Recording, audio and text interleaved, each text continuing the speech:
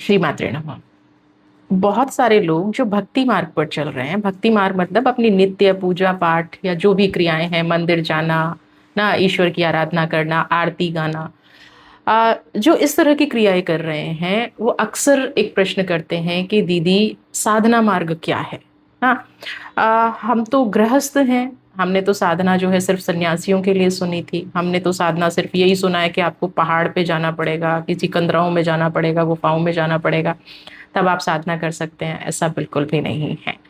हाँ, कुछ चीज़ों को छुपा के ज़रूर रखा गया था, साधनाओं को छुपा के ज़रूर रखा गया था। उसका कारण था कि कहीं ये गलत हाथों में ना पड़ जाए, क्योंकि ईश्वर जो है, जो भी साधना करेगा उससे प्रसन्न होगा और उससे प्रसन्न होके आशीर्वाद ज़रूर देगा। तो इसलिए साधनाओं को छुपा के रखा गया था। बट ऐसा नहीं है कि साधना गृहस्थ नहीं कर सकता। अब साधना है क्या? जो मैं आसान शब्दों में आपको समझाऊं कि साधना है क्या। साधना एक तरह से वेद और शास्त्रों में स्थापित कुछ परंपराएं हैं जो गुरु अपने शिष्य को ध्वनि के मार्ग से, आप लोगों ने सुना होगा मंत्र दीक्षा जो ध्वनि के मार्ग से दी जाती है, इसी तरह से कुछ मंत्रास होते हैं जो आपकी भौतिक नीड्स को, यानी कि जो आप अपने घर में परिवार में चाहते हैं, वो नीड्स को पूरा करते हैं। तो ये जो साधनाएं हैं ये हमारी वेद और शास्त्रों की परंपराओं से आई हैं, गुरु शिष्य परंपरा से आए हैं।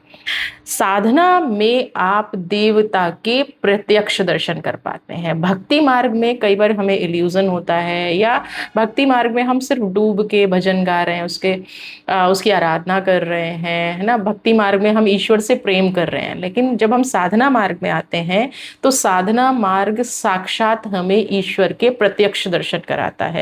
अब कैसे कराता है? लोग कहेंगे कि क्या सामने आके खड़े हो जाता है? नहीं, आपके डे टू डे कार्यों में आपको ऐसा फील होने लग जाता है, आपके अंदर ऐसी पावर आनी शुरू हो जाती है जिससे आपको ये पता चलता है कि कोई शक्ति है या कोई चीज है जो आपको बार बार गलत सही करने से रोक रही है। कोई साक्षात आपके साथ चल रहा है या कोई पावर आपके अंदर विराजमान हो गई है।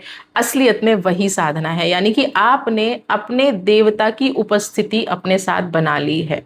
मैं साधना हर देवता की होती है। मैं 10 महाविद्या और श्री विद्या की साधना कराती हूँ, जो हर गृहस्थ को जरूरी होता है। शक्ति की जो साधना है वो हर गृहस्थ के लिए जरूरी होती है। तो मैं थोड़ा सा और आपको बता दूं, साधना का मतलब सिर्फ कौल मार्ग या वाम मार्ग नहीं है। हम दक्षिण मार्ग से भी साधना कर सकते हैं, जो घर में रह के की जाती है, जिसके लिए आपको कोई बलि देने की जरूरत नहीं है, जिसके लिए आपको अपना घर छोड़ के जाने की जरूरत नहीं है।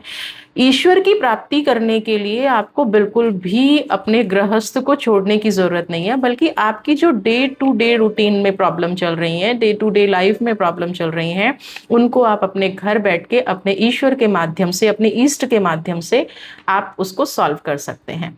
अब दूसरी चीज क्या है कि साधना जैसे हर देव की होती है। 10 महाविद्या उग्र देवियां हैं, लेकिन इनकी सात्विक रूप से भी साधना होती है। 10 महाविद्या की साधना क्यों कराई जाती है?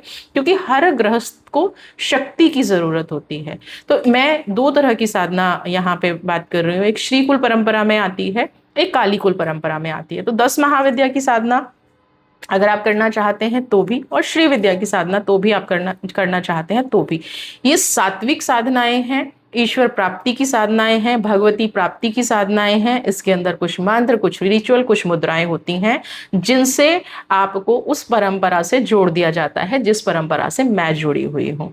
तो आप अगर साधना मार्ग पे जुड़ना चाहते हैं, आप अगर उस साधना के गुण ज्ञान को प्राप्त करना चाहते हैं, गुरु शिष्य परंपरा से जुड़ना चाहते हैं, ईश्वर या भगवती की साक्षात प्रत्यक्ष अनुभव करना चाहते हैं, तो हर एक इंसान को अपने जीवन में साधना करनी चाहिए। और भक्ति मुक्ति का मार्ग नहीं है, साधना ही मुक्ति का मार्ग है। तो ऐसा नहीं है कि आप गृहस्थ में रह के साधना नहीं कर सकते या मुक्ति प्राप्त नहीं कर सकते। आप गृहस्थ में रह के भी साधनाएं कर सकते हैं और मुक्ति प्राप्त कर सकते हैं। अगर आप साधना से जुड़ना चाहते हैं तो नंबर नीचे डिस्क्रिप्शन बॉक्स में दिया गया है, आप उस पर व्हाट्सएप मैसेज के जरिए आगे आने वाले शिविर का या दीक्षा प्रोग्राम के बारे में आप जान सकते हैं। श्री मात्रे नमः।